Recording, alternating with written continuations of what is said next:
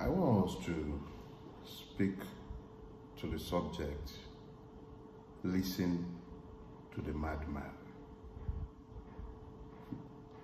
You know, it's a subject that has kept popping to my mind in recent times, but it took Baba Ogunlano's labeling and definition of me as a madman at the launch of my new book on June 12th. He said if there was ever any doubt that I was insane, I had proven it by the book that I had released on that day. But I've promised myself I'm not going to speak to that book. It's not my purpose. But I do need to speak to the subject that he raised. He said, I have proven beyond reasonable doubt that I am mad. And it reminded me of a Yoruba proverb. It says that ọ̀rọ̀ ọlọ́gbọ́n ó máa ń dàbí tá ṣe èrè nígbà míì. Because, and oh sorry, for the benefit of my non-Yoruba speaking friends, and even the Yorubas who don't speak Yoruba, another tragedy that has befallen a lot of us who have failed to teach our children our native, oh sorry, see me using those words too, our mother tongue, I should say, tragedy, abject tragedy, but I digress, and I should go back to my subject. What I have said in Yoruba, ọ̀rọ̀ àṣírí àtọ̀rọ̀ ọlọ́gbọ́n kò jìnnà síra wọn. Ọ̀rọ̀ àṣírí náà, ọ̀rọ̀ ọlọ́gbọ́n náà dẹ̀rí máa ń dàbí táṣírí. What the Yorubas are saying is essentially that the wise and the insane reasons much the same way. The uncommon nature of the pronouncement of the wise tends to make the proclamations made in the womb of time sound like madness until it comes to fruition in the future. So I would want us to speak essentially to the subject, listen to the madman. So ask yourself, who is the madman? Exactly who is the madman? I believe the classic definition of the madman is the one whose standards of behavior are at variance with the generally accepted standard of the society. I know that might not sound like much, but let me try and explain it to you. Every society has the standards of behavior, the way you eat, the way you do things, what are acceptable in the society, the mores, the norms, the morals of the society. All these are the standards, all these are the things that goes towards establishing the standard by which a society measures normalcy and of course sanity or insanity.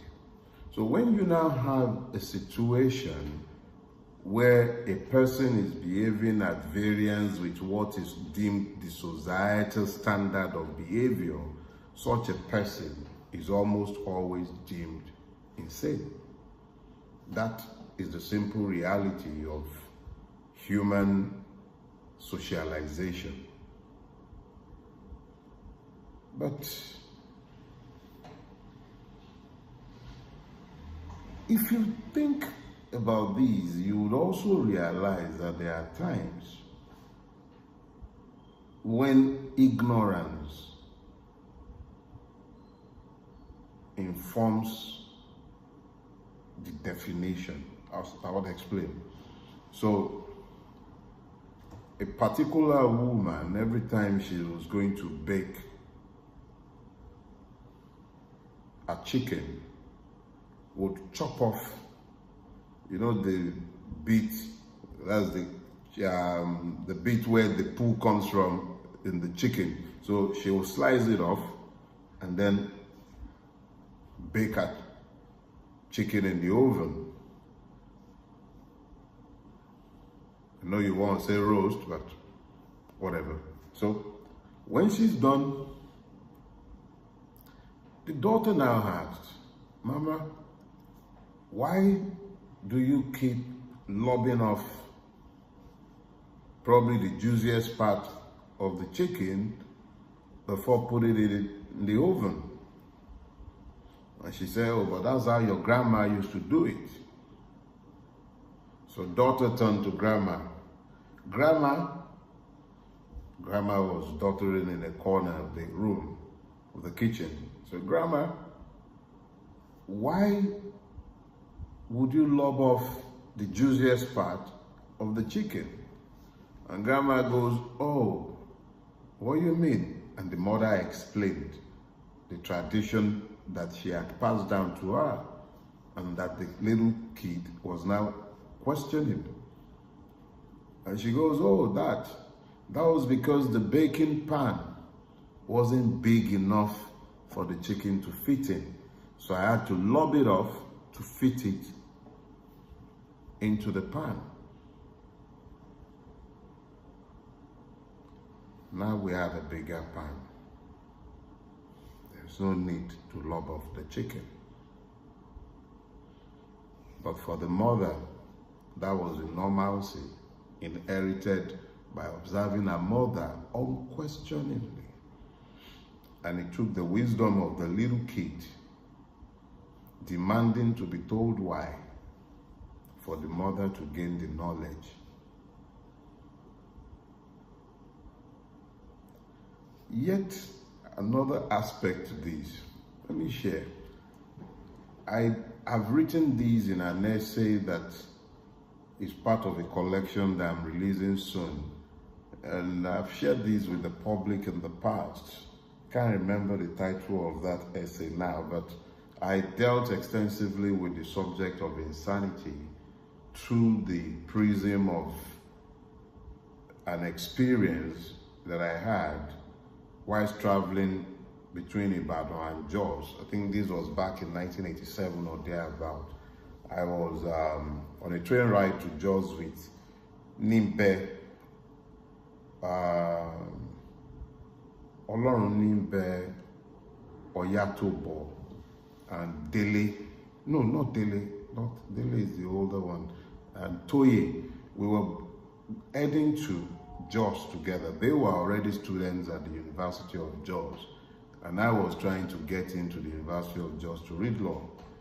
So we were on a train ride from Ibadan to Jos, and I believe it was when we got to, either we got to Kuru, yeah, it was when we got to Kuru, some passengers entered the train at that point, and I was attracted to a couple of men, probably about our own ages, who also came into the coach, the carriage we were in. And it was at night. So I struck up a conversation with one of them. The other one was sat on the opposite seat, I believe sat with them, Nimbe. Somehow we were all together, and myself and this guy who was about my own age, we got talking, you see. So I asked him, we started asking questions of each other, just getting to know each other. And I asked where he was going and where he was coming from. Obviously, I must have told him we were coming from Ibadan and all that story. And the guy goes, oh, he was coming from a traditional healer's place, I believe at Kuru, and he was heading to Jos. And I asked what he was doing there, and he told me, oh, they had taken him into the traditional healer zone on account of the fact that he was believed to be mad. So how are you now? So he's much better now. He's much better now. At least they've let go of him now. the belief is fine now. So the way he was talking, I had to ask him, what do you mean? He said, well, he was hearing animals talk, and he was talking to animals, and he was apprehended and labeled mad, and he was taken to the healer's home. And whilst he was there, he learned that the easiest thing to do would be to pretend that he wasn't hearing the animals any longer, so that they'll let go of him. This has nothing on Dr. Doolittle. And I say this because I believe friends from my days in LASU,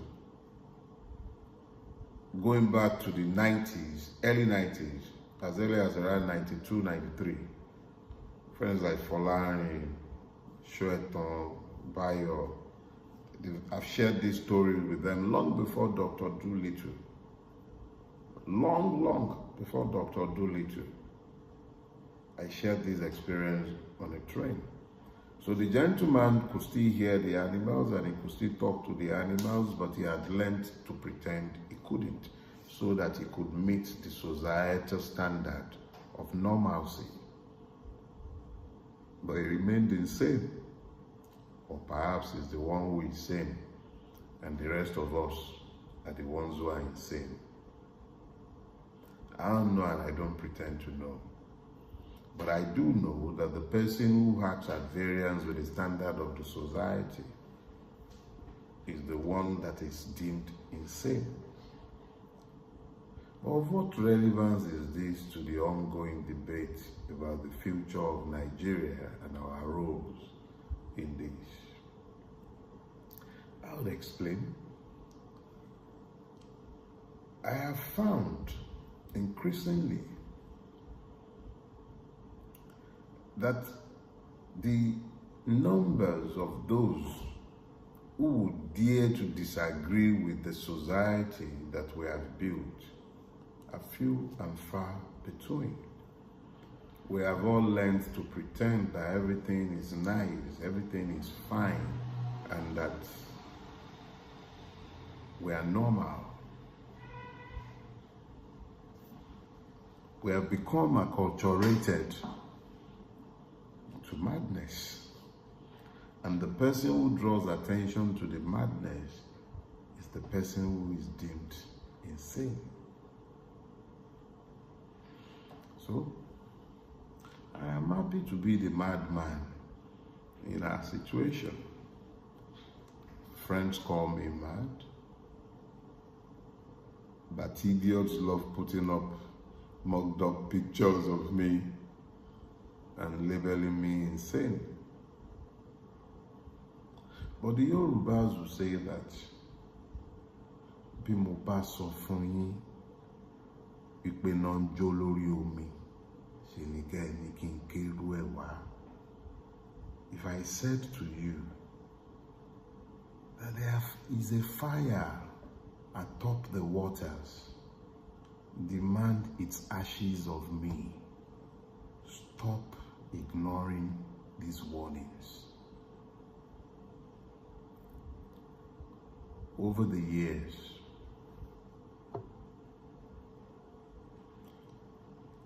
I have proclaimed what you will call the insane, and they have all come to pass. When are you going to listen to the madman? When will you listen to the madmen in our midst? There are a lot of madmen who are speaking at variance with the standards that you have all set for yourselves as a society. Are you listening to them? Exactly when will you incline your ears? What is sane about what you have normalized? Exactly what is sane about what you have normalized? We have built a country where the law does not rule. Now we are being told that in the midst of all of our famine, His Imperial Majesty the Sultan of Nigeria in the palace at Aso is so urgently in need of aircrafts that they might even have bought these aircraft long before they brought it to the National Assembly. That's the level of impunity with which we live in Nigeria now.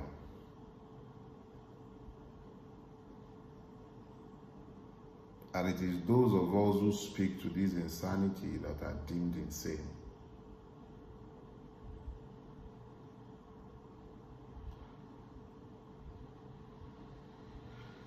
I remember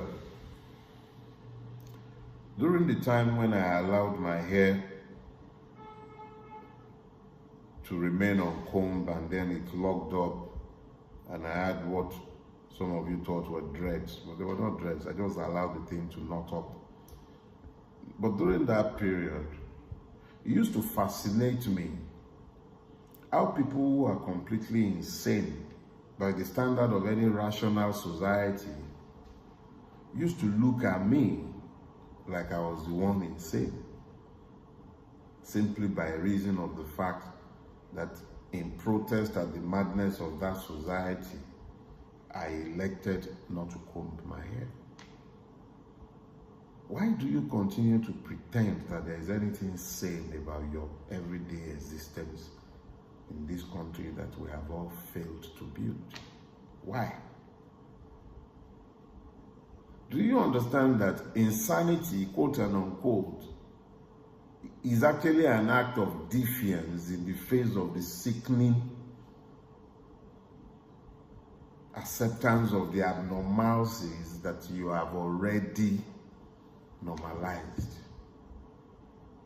When are you going to listen to the madmen in your midst? Those who are calling you to action, trying to get you to understand that you have failed woefully at the task of building the future. See, a couple of things were drawn to my attention, or whatever. They were brought to my attention, and a couple of things were brought to my attention during the course of the past week. The first is this controversy over genetically modified food, all these engineered seeds that Tinubu has rushed to normalize and bring into Nigeria. I'm not sure I'm not a scientist, but it is time some of you who are knowledgeable in these areas become constructively insane enough to begin to educate the rest of us. This is a challenge to each and every Nigerian who understands biochemistry and anything to do with plant science and animal science to come out, because I am becoming a little scared by the things that I am reading. But I do not like acting in ignorance.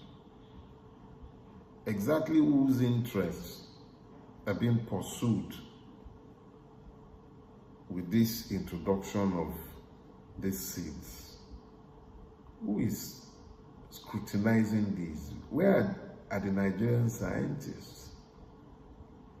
Where are they? Where are our agronomists? Why are you guys quiet? Because this is your normalcy. It's becoming quite scary. No matter how much they are giving you, assuming that it is true that people are being compromised to accept this, I hope you realize that if the alarms being rung are true, it is the future, the very future of our children and this country, this continent, if the truth be told, that is being jeopardized. I will educate myself before presuming to speak. But I'm sufficiently alarmed to make this call. Those of you who are knowledgeable in the area of plant sciences and agronomy, you have a duty to shed the usual toga of sanity. We need to be listening to the madmen amongst you, and you need to do so urgently. This is not the time for another round of normalization of madness.